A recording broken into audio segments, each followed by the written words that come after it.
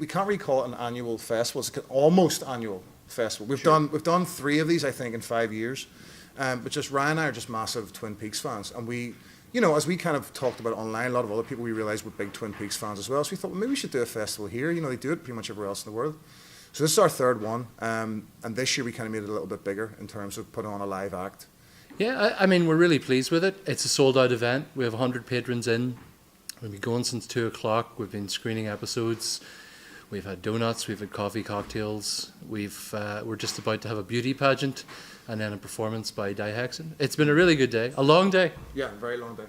Twin Peaks is about a murder in a small North American town that involves a parallel universe known as the Black Lodge, a supernatural entity called Bob, who is responsible for these killings. And brought in to solve the case is Tibetan philosopher and FBI agent Dale Cooper. And we watch the mystery unfold, pretty much. And donuts. And donuts. There's a lot of donuts. A lot of donuts. There's a exploration of the underbelly of small town America. Yeah.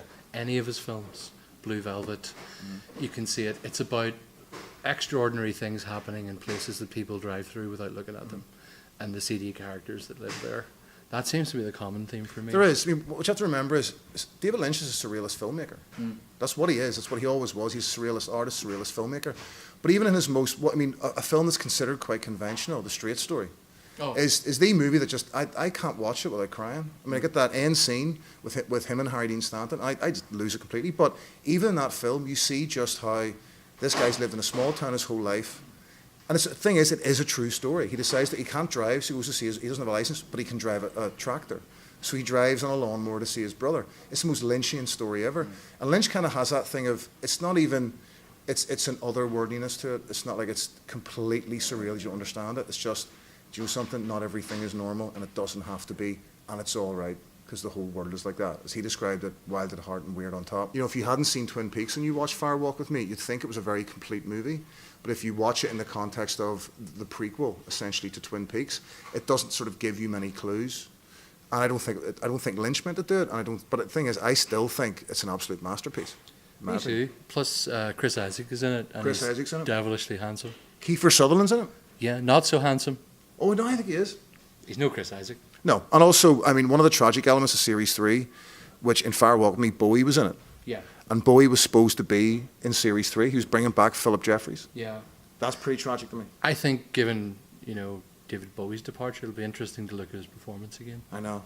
I'm optimistic about it. I mean, it's strange because obviously the actors who played Bob and, Pete Martell was killed off in the last series anyway. The log lady's no longer with us, the little man, people like that. So it's going to be strange. But David Lynch has written with Mark Frost every episode. He's directing every episode. He has laid out the narrative arc of it. It's going to be okay.